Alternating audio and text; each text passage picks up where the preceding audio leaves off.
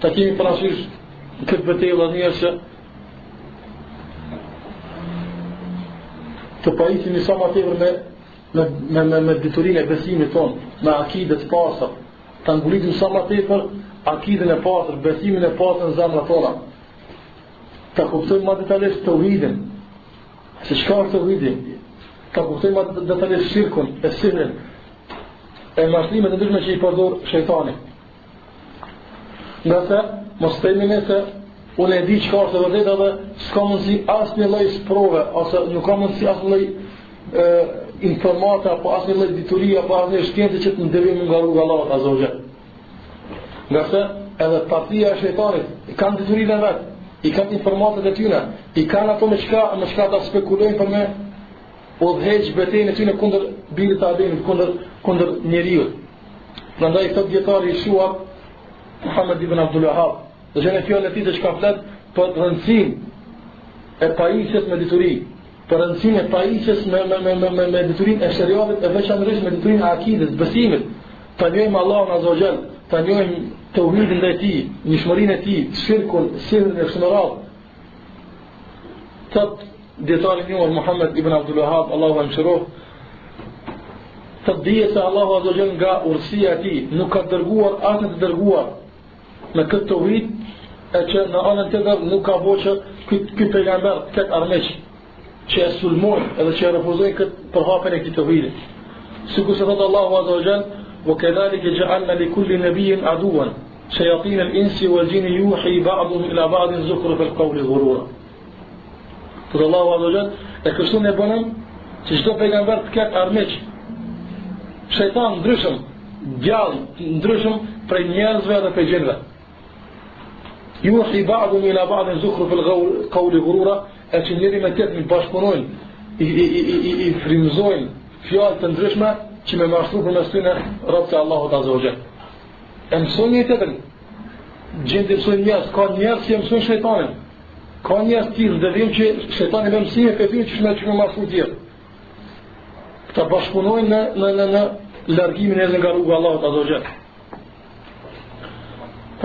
Pastaj vazhdon Muhammed ibn Abdul Wahhab e thotë, e ndodhë që të ketë me armiq e tauhidit, me armiq e pejgamberve, të posedojnë ata lloje të ndryshme të argumenteve ose diturisë, që pretendojnë ata se kjo është dituria e tyre.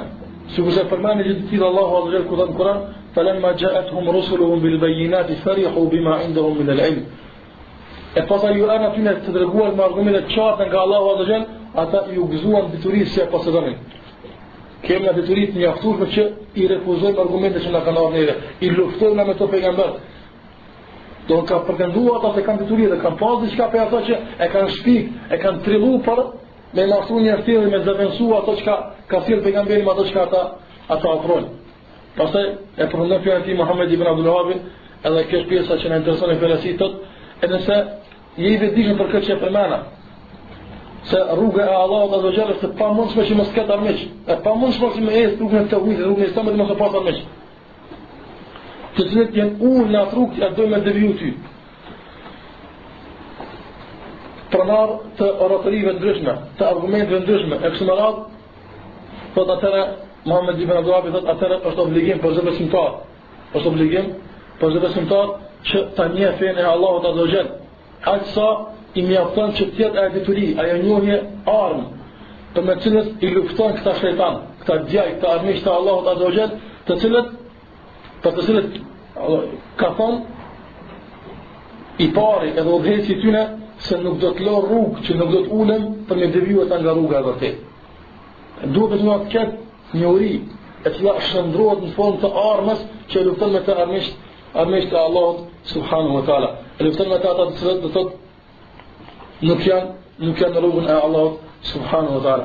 Prandaj edhe sot ideologji ndryshme e ide ndryshme me çfarë i ndëgjojmë e na imponohen shpeshherë në do të thotë mbulesa të ndryshme në servohen në për anë më të bukura më turistë kështu më radh, nëse nuk kemi diturit mjaftuar në vllazni, atëherë kemi mundësi të jemi edhe i pastë atyra, edhe të jemi konsumues të helmeve të tyre kështu më radh, nëse nuk kemi armë, nuk kemi mburoj me çka i refuzojmë ato. Prandaj unë e di një shembull, e ka shumë të tillë që njëri për vllazërin pa tregu se e ka luajtur një lojë. Ai thjesht për lojën kompjuter e pas që i e bën atë çose kjo është siher, s'më kemi besu, nuk më kemi kthyer njëri se kjo ka mundësi me qenë siher. Tash po kjo është siher, është lloj sihrit që është i këtij shekulli. Nuk është siher vetëm ajo që e kanë kuptuar njerëzit në kohën primitive. Edhe kam sik kur kam punë ditën e kaluar ku do të përsërihen, se çfarë metoda të sihrit të reja ka që përdoren sot që janë siher, mi po njerëzit nuk kuptojnë se janë siher.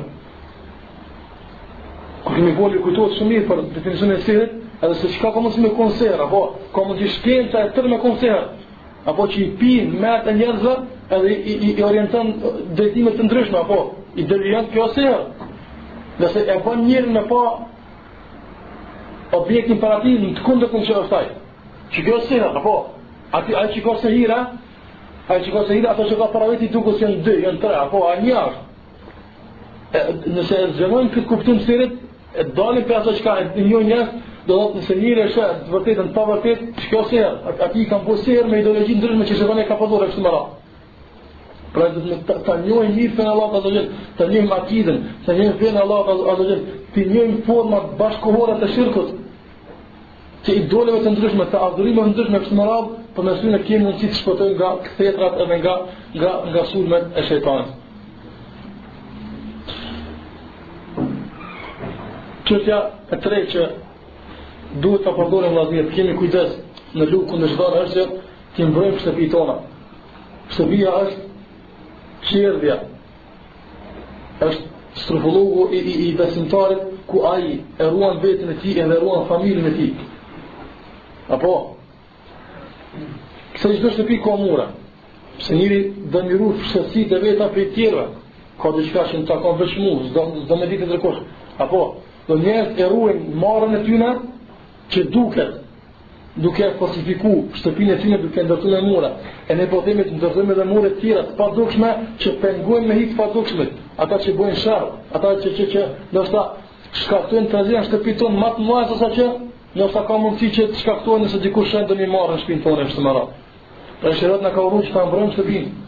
Ta mbrojmë shtëpinë tonë nga sulmet e shejtanit që mos lejojmë që të futet në shtëpinë tonë. Ta e vllazni, Allahu azza wajal na ka mësuar nëse më intime ta mbrojmë shtëpinë tonë, ta mbrojmë veten tonë nga sulmet, nga pjesëmarrja e shejtanit në ato akte. Gjithashtu kur lind fëmiu, na ka mësuar që si mundësil që të mbron Allahu azza wajal atë fëmijë për shejtanit. To fillimisht i ka mbrojt antarët e shtëpisë, pastaj gjithashtu kur hyn në shtëpi me hyrje bismillah. Në atë moment kur ke hyrë me bismillah në shtëpi, e ke mbrojt shtëpinë tënde me një mur të padukshëm që mos futet shejtani te. Ti i ke pamundsuar atij që fillon betejën e tij kundër teje kështu më radh. Në fortifikimi i shtëpisë, edhe ruajtja e saj për harameve, për çështjet që i ofrojnë prejhje e shejtanit, besimtarët duhet të largohet, aty pason shtëpia mundësi, sa ka mundësi. Jo me dhunë, as me fuqi.